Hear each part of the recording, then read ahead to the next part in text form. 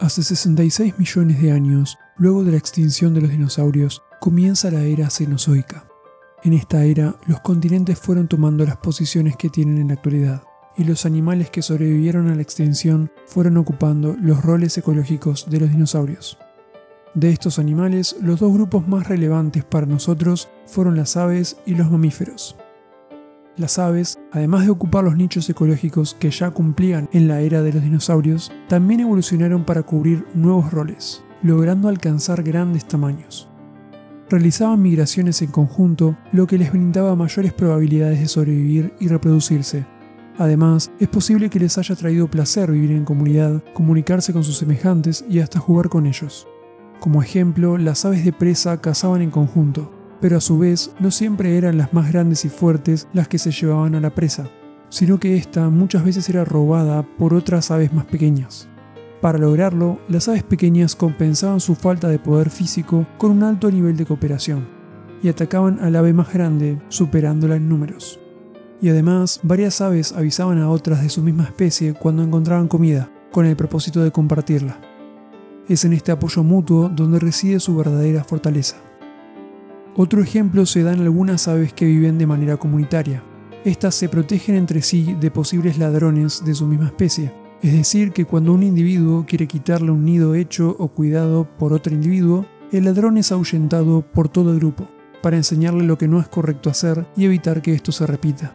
Este comportamiento comunitario reduce la cantidad de ladrones de nidos. Pero la inteligencia y cooperatividad presente en cuervos y loros supera a la de cualquier otro grupo. Los cuervos, predominantes en el hemisferio norte, tienen la capacidad de usar herramientas y realizar planes con anticipación. Recuerdan muy bien a sus aliados para realizar intercambios con ellos y a sus enemigos para evitarlos o disciplinarlos grupalmente. Por otro lado, los loros, predominantes en el hemisferio sur, desarrollaron una increíble capacidad para imitar sonidos y desarrollar melodías, tanto con sus voces como con el uso de herramientas. Y por último, el grupo de aves más extraño de todos, además de dejar de volar, se volvió semiacuático. Por supuesto, estamos hablando de los pingüinos, con sus características habilidades para nadar y resistir los climas fríos. Los mamíferos, que antes no llegaban a medir más de medio metro, fueron diversificándose a lo largo de decenas de millones de años.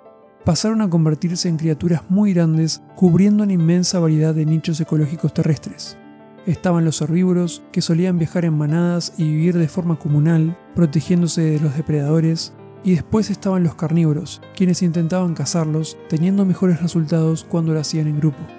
Otros mamíferos, en cambio, evolucionaron para pasar toda su vida en el océano, como los cetáceos. Siendo profundamente sociales, estos animales tienen un alto nivel de comunicación y cooperación. Se cree que sienten emociones tales como la empatía, alegría y el dolor ante la pérdida de sus compañeros. Tal es el caso que muchos cetáceos sanos cuidan a otros animales que han quedado temporalmente incapacitados, incluso cuando son de otras especies.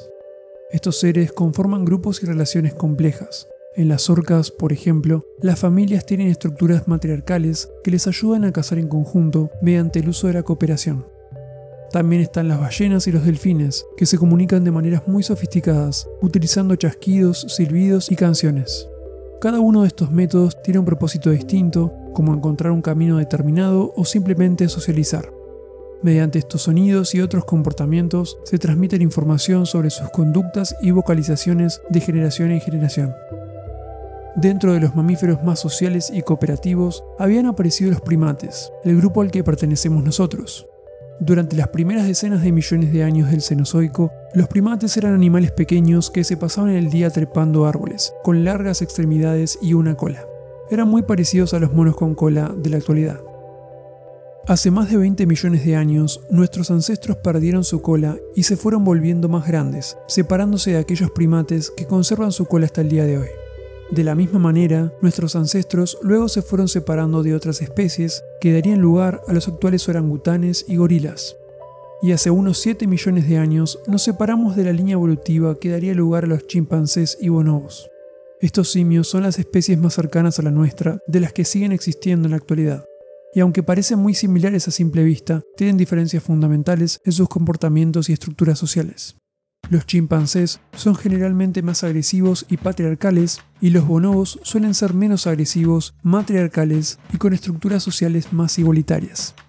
Cuando un bonobo macho se pone agresivo con una hembra o quiere ejercer una coerción sexual sobre ella, las otras hembras del grupo suelen cooperar para superar su fuerza individual y disciplinarlo, manteniendo así sus estructuras sociales matriarcales e igualitarias. Los chimpancés y los bonobos mantienen relaciones sexuales tanto con individuos del sexo opuesto como con individuos del mismo sexo. En los bonobos, las relaciones sexuales y el comportamiento homosexual en sí mismo son mucho más frecuentes y variadas que en los chimpancés, y a menudo se usan para resolver conflictos, crear vínculos sociales, calmar tensiones y por placer, tanto en hembras como en machos. Además, los bonobos y chimpancés también pueden utilizar herramientas simples para ayudarles en su vida cotidiana. Por su parte, nuestros ancestros se estaban adaptando a una vida más terrestre, caminando en una postura bípeda, aumentando el tamaño de sus cerebros y desarrollando sus manos para manipular objetos con mayor precisión. Con estos cambios, más adelante comenzaría la evolución de la humanidad.